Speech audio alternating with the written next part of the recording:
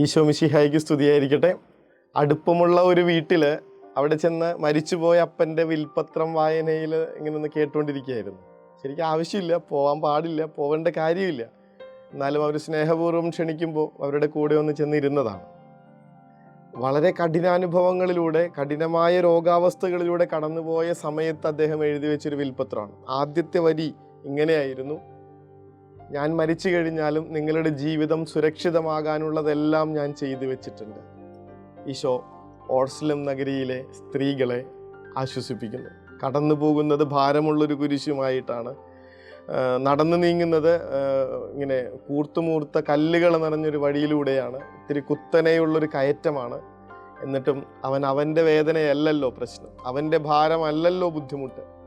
അപ്പുറത്ത് നിൽക്കുന്ന സ്ത്രീകളെ നോക്കി അവൻ സ്നേഹപൂർവ്വം പ്രാർത്ഥനയോടുകൂടി ഒരു ഓർമ്മപ്പെടുത്തൽ പറയുന്നുണ്ട്: എനിക്ക് വേണ്ടിയിട്ടല്ല, നിങ്ങളുടെയും നിങ്ങളുടെ മക്കളെയും ഓർത്ത് കരയുവിൻ. അവൻ ഓർസ്ലം നഗരിയിലെ സ്ത്രീകളെ ആശ്വസിപ്പിക്കുന്നു. വേദനകളിലൂടെ കടന്നു പോകുന്ന നേരത്തും മറ്റുള്ളവരുടെ കാര്യത്തിൽ ശ്രദ്ധാലുക്കളായിരിക്കുന്ന മനുഷ്യർക്ക് ശരിക്കും ക്രിസ്തുവിൻ്റെ മുഖമാണെന്ന്. ചെറിയൊരു മകൻ കടന്നുപോയതിനെക്കുറിച്ച് ബോബിയച്ചൻ എഴുതുന്നുണ്ട്. അവൻ ഒരു 8 വയസ്സുള്ളൊരു കൊച്ച് ആശുപത്രി കിടക്കയിൽ മരണത്തോടടുക്കുന്ന സമയത്ത് അവൻ വീട്ടിൽ നിന്ന് ചേട്ടനെയും ചേച്ചിയെയും വിളിക്കുന്നുണ്ട്. അധികം പ്രായവ്യത്യാസമൊന്നുമില്ല, 10ഉം 11ഉം വയസ്സ് പ്രായമുള്ള ചേട്ടനും ചേച്ചിയും. വിളിച്ചിട്ട് പറയുന്നുണ്ട് പരസ്പരം തല്ലുപിടിക്കരുത്. ഏതോ മുതിർന്ന കാരണവരുടെ ഒരു ആത്മാവ് കയറിയതുപോലെ എന്നൊക്കെ.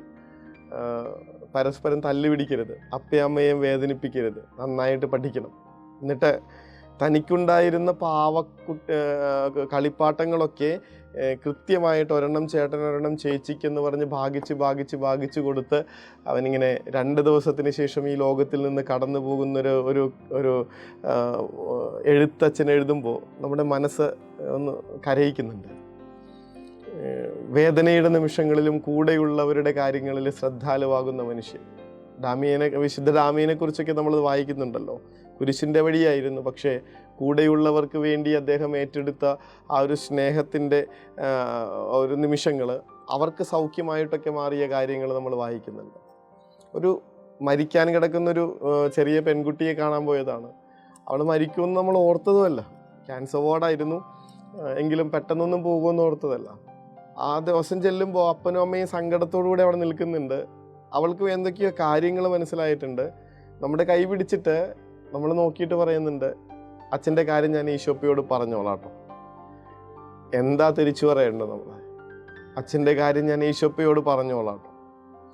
ഈ മരണത്തിൻ്റെ വേദനയുടെ സമയത്തും ഈ ലോകത്തെ പ്രിയപ്പെട്ടവരെ വിട്ടുപോകേണ്ടുന്ന കഠിനമായ വേദനകളുടെ സമയത്തും അവിടെ ചെന്നിട്ട് നമ്മുടെ കാര്യം പറഞ്ഞുറപ്പിച്ചോളാന്ന് പറയുന്നൊരു കുഞ്ഞിനെ ക്രിസ്തു എന്നല്ലാതെ വേറെന്താ വിളിക്കണ്ടേ? ഇത് ഉപദേശം പറയാനായിട്ടുള്ള ഓർമ്മകളൊന്നുമല്ല, പക്ഷെ ഇങ്ങനെയും മനുഷ്യർക്ക് ജീവിക്കാനാവുമെന്ന് കർത്താവിൻ്റെ ഈ ഒരു കുരിശിൻ്റെ വഴിയുടെ 8ാം സ്ഥലം നമ്മളെ പഠിപ്പിച്ചു തരും. ഈശോ അനുഗ്രഹിക്കട്ടെ.